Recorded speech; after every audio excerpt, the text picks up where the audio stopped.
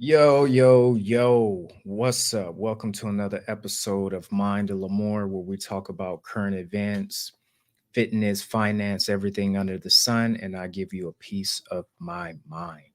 So, today we are talking about Liam Payne. Okay, so for those of you who don't know who he is part of the music group One Direction, is one of the biggest boy bands around right now, and they say in history. So, I don't really know too much about the band. I never really listened to their music, but the current news about him and his death kind of sparked my interest. So I was like, let me look into it and see what's going on. So the more that I looked into it, it kind of brought awareness to mental health. You never know what anyone is really going through, all your friends, especially in the state of the world right now, where you look at the economy, you look at politics, you look at everything going on. There's a lot of people struggling mentally. So, check on your friends. And one thing I will say too is words have power, because they said that he spoke on his death before it happened. And as we know, all the musicians and entertainers throughout history who have spoken of death before it's actually happened, they have actually forced it to happen quicker because of the power of the tongue. But let's go ahead and check out this video and get a little bit more information about his death and you know what's going on. Last night, shockwaves were sent around the world when news broke that Liam Payne, member of one of the biggest boy bands in history, had tragically passed away at only 31 years old. And what made it even more hard for people to believe is that reports were saying that it was from a fall from a hotel balcony in Argentina. Now, in the hours following, we now do have confirmation of the cause of death and, unfortunately, some troubling information surrounding the last moments leading up to the incident. Now, this also includes a pretty eerie video of his ex-fiancée talking about his death just 2 days ago on a podcast. Now, just a warning, what we're going to cover does contain some themes of suicidal thoughts and struggles with mental health. But with that being said, here's what we know so far.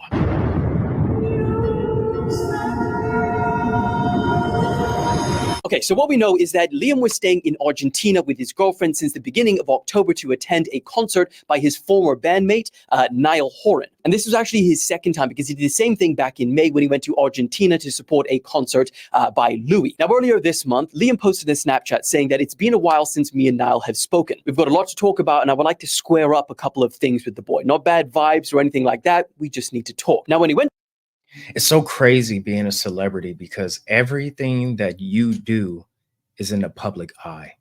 Doesn't matter what you do, everyone knows about it. And I know that in itself is so stressful. You know, it's just, if you want to be famous, you gotta be ready for what's to come with it. to the concert, everything seemed fine. Everything seemed good. He was seen dancing, enjoying himself, and he even took what seemed to be a happy selfie with the two of them, saying reunited with a heart. And even in the days leading up to the incident, he was posting on Snapchat talking about the concert and enjoying the sights in Argentina. And this casual, happy appearance, at least online, seemed to lead all the way up until, a couple of days before the incident. Now, when reports first broke, they claimed that these Snapchats in particular were taken just hours before his He kind of looks stressed out right here, though. When you really look at him, you can see he's been going through some stuff. You see it in his eyes. They say the eyes are the windows to the soul, and you can look at this video right here and you can tell that he's not all the way right. There's something going on. He's stressing about something. There's a lot on this man's mind. death. But now we have more information, and it's believed that they were actually taken a couple of days ago, and then they were shared up until around an hour before his death. So this video, which was used a lot, where Liam was talking about how what a lovely day it was in Argentina and that he was going to play polo, was when his girlfriend was still there with him. And she actually posted videos of her leaving Argentina back to America, Florida, which is why Liam, went from that place, which was apparently their friend's house, and checked into a new hotel without her. Now, unfortunately, this is the hotel which will now be infamous forever. Because on the evening of October the 16th, around 5 p.m. local time, things took a very dark turn. Eyewitnesses reported him smashing up a laptop in the hotel lobby and behaving aggressively, which actually led the hotel management allegedly to call 911. Now, there were even reports by TMZ that he was carried back to his hotel room, but those claims are yet to be verified. I will talk about TMZ in a second because they are getting huge backlash right now for the pictures that they made public. Now, in just the last couple of hours, this 911 call has actually been made public, and they talk about a guest who appears to be off his head on drugs and alcohol, and that they wanted police to arrive because they feared for his safety. And they even specifically mentioned that there was a balcony in his room. Have a listen.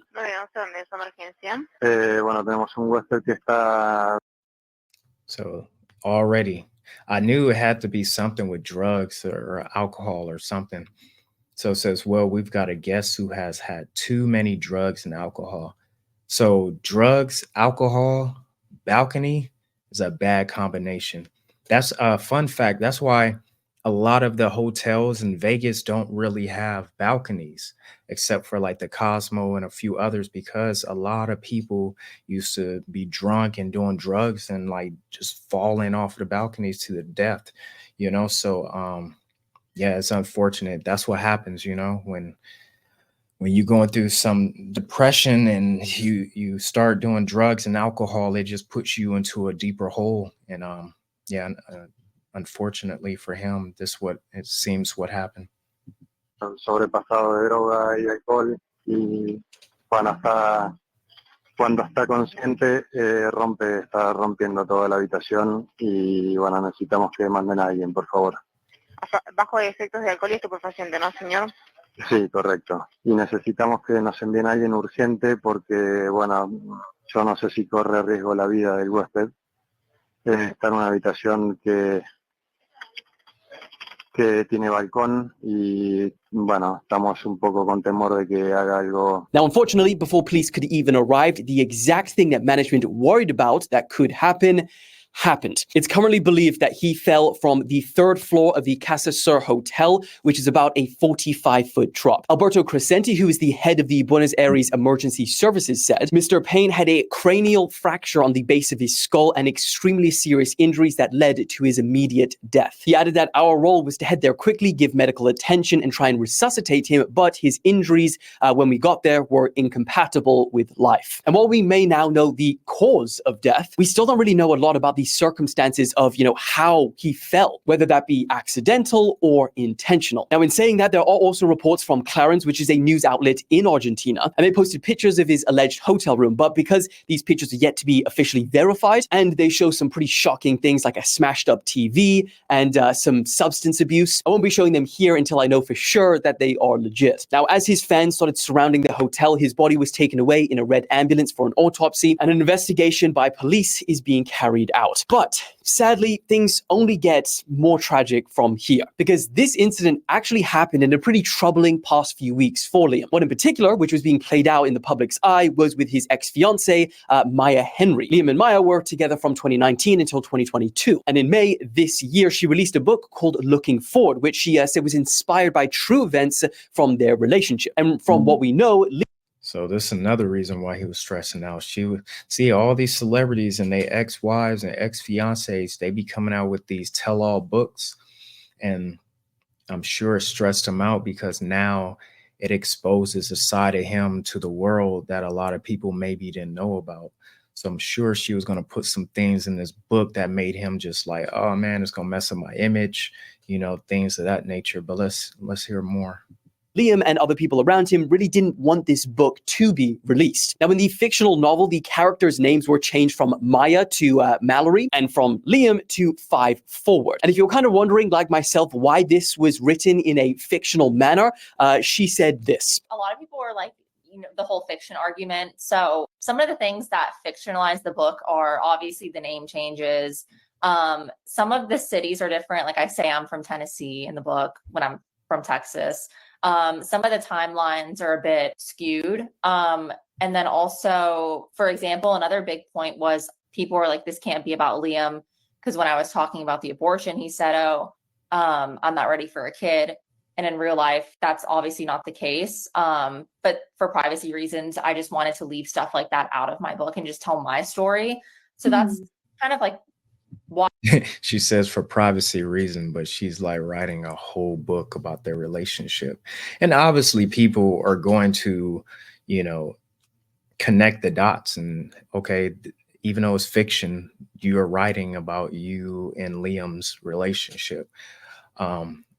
Leave your comments below. Do you think that this was like a attention grab for her to write this book, or you know, how do you feel when these celebrities and their ex significant others come out with these tell-all books? Do you think it's a way for them to stay relevant, you know, because now they're not connected with that celebrity anymore, or do you think that is an actual form of them just using it as therapy to, you know, tell their side of the story or get their feelings and emotions out? Let me know what you think down below. Why it is fiction. Because if you do something that's nonfiction, everything has to be so factual and you can't leave anything out. And obviously there are a lot of things that are worse that I did leave out. So it is fiction inspired by true events. Now, in this story, the character Mallory does face multiple instances of domestic abuse, including verbal abuse and violence from her boyfriend 5 Forward, including a part where she is pushed to have an abortion that she didn't want herself. But then, just 2 days ago, on Monday, she goes on a podcast called The Internet is Dead, and she starts to speak about the troubles about this book's release. She said before she was about to publish, Liam would call her and ask her not to, saying he won't be around much longer. And then apparently even one of his friends called her and said this. Like, for example, when I announced my book, he did the same thing. He called my mom. I think I'm not going to be around much longer. And I don't play with death. So I'm like, if you say this, I'm going to try and help you no matter what you've done. And I think he took advantage of my family's kindness. And I was like, if you want to go back to rehab, I'll help you. My book was coming out. Even one of his friends was calling me and my mom being like, oh, you know, this isn't a good time for him. I don't think you should put the book out. You know, he's not doing well. And if something happens to him, not only are you going to blame yourself, but the world's going to blame you. And so I see, this is the same thing that happened with Diddy and Kim Porter. She was about to put that book out, but we all know the story behind that. So yeah, he was dealing with the same thing. So he had a lot of tea about to come out, and he just couldn't deal with it. I was like, just the fact that they just keep trying, I'm like, it is like you said, such a low manipulation tactic. Now, she said at the time she believed that these were manipulation tactics and that they were all to prevent her from speaking out about the alleged abuse she suffered, saying, if you're going to sue me over something that's actually true, I'm not going to let you stop me from using my voice. And even in the days before Liam's death, Maya was actually taking legal action, issuing a cease and desist letter, accusing him of repeatedly contacting her through multiple phone numbers and fake accounts. And she also claimed that he was harassing her family and her friends. Now, it goes without mentioning the timing of this podcast was not ideal. And obviously this morning, some people have begun attacking her, while others are also defending her, saying that she could never know that this was about to happen. And the thing that sucks though is now he can't even defend himself though. Like, we don't know, you know, in relationships, there's two sides to a story, you know, but man, you know, God bless his soul. Never wished death upon anyone. But yeah, her timing was very interesting, to say the least. He had nothing to do with his passing. But moving on from that, another tragic element to all of this was that Liam has spoken about his troubles with his mental health for years. And even in a 2019 interview, he said that he'd thought about ending things multiple times. There's times where that level of loneliness and people getting into you every day, like I say, it just every so often you're like, when will this end? You know, and then so like, that's almost nearly killed me a couple of times. He even went as far as speaking about how his alcoholism began, because he said that the team in charge of the One Direction band would actually lock them in hotel rooms to guarantee their safety when they were on tour. He said, from the outside, it looked like we could do whatever we wanted, but we were locked in. We would go from the car to the hotel, get on stage and sing, and then go back to the confines. He said, and what's in a hotel room? A minibar. So I was just like, I'm going to drink by myself, and that stayed with me for many years of my life.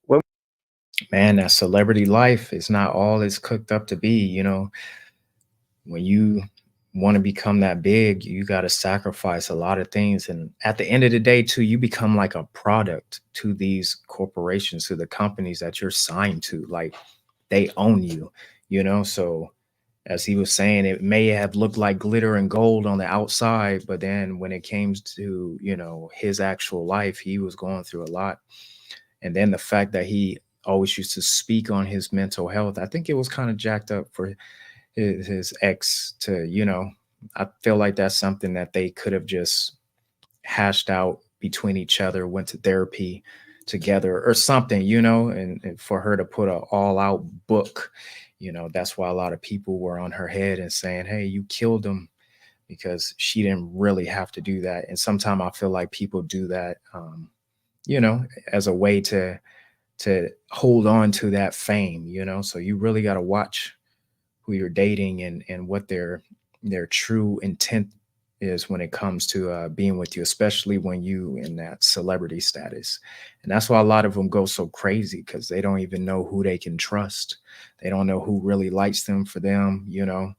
It's not all that is it's chalked up to be, you know. When we were in the band, the best way to secure us, because of how big it got, was just lock us in our rooms. And of course, what's in the room? Minibar. So at a certain point, I thought, well, I'm going to have a party for one. And that just seemed to carry on throughout many years of my life. And then you look back, how long you've been drinking and stuff, where you're like, Jesus Christ, that's a long time. Even for someone who's, you know, as young as I was. It was wild. But it was like the only way you could get frustration out in the day, or being trapped. And you know, I spoke to somebody about this, and I mean, there has been so many sad examples with tragic endings of these kids getting so much money and so much fame so young that it really wrecks their mental health. And on top of that, you have to deal with what I imagine to be an unbearable amount of opinions and criticism from, you know, people and the media. And unfortunately, like Liam was open about, and so many others before him, some turn to alcohol and drugs as a way of suppressing or coping with these mental health issues, which, as we all know, only makes things worse. And talking about the media, TMZ, I mean, as we all know, have a pretty big reputation for crossing personal boundaries when it comes to celebrities. But last night, they went as far as posting pictures of portions of his body online after breaking the news. Now, of course, I don't need to explain why, but there was so much backlash from people after they saw this that they have since removed these images from their websites. But as we all know, that's crazy, you know, and it's not that serious. That's the problem with a lot of media too today. They always want to be the first, you know. Morals and integrity is like out the window. Now they know dang well at TMZ that they shouldn't have been posting pictures of his body like that. You know, I know his parents, his family, like they didn't even have time to mourn. And that's crazy, you know, being a celebrity. Like I said, everything about your life is under a microscope from the day you become famous till the day that you're out of here, you know. And like he said, you got to deal with everyone's opinions about you, even if they don't know you. People just talking trash about you, people saying whatever just because maybe they're jealous. Misery loves company. Everybody wants someone else to talk about, unfortunately.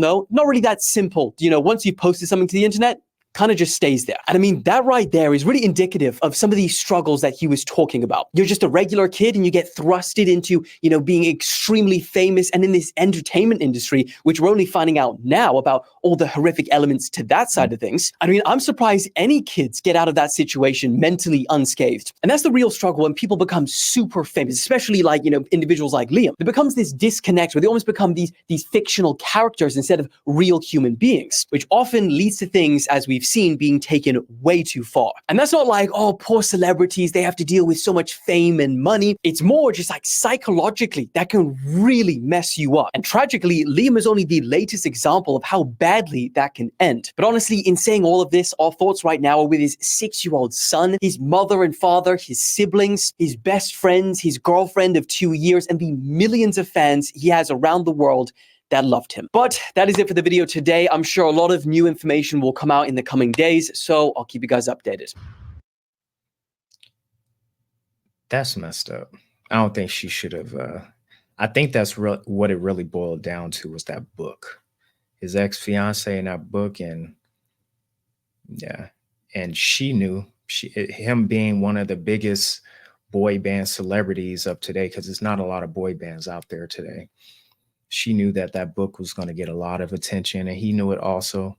And as someone who was already dealing with mental health, it tore him up inside, you know? Yeah. But, you know, let me know what your thoughts are about this situation. Do you think that she's at fault, you know, for releasing that book, or do you think that she had every right to do so, to speak her piece?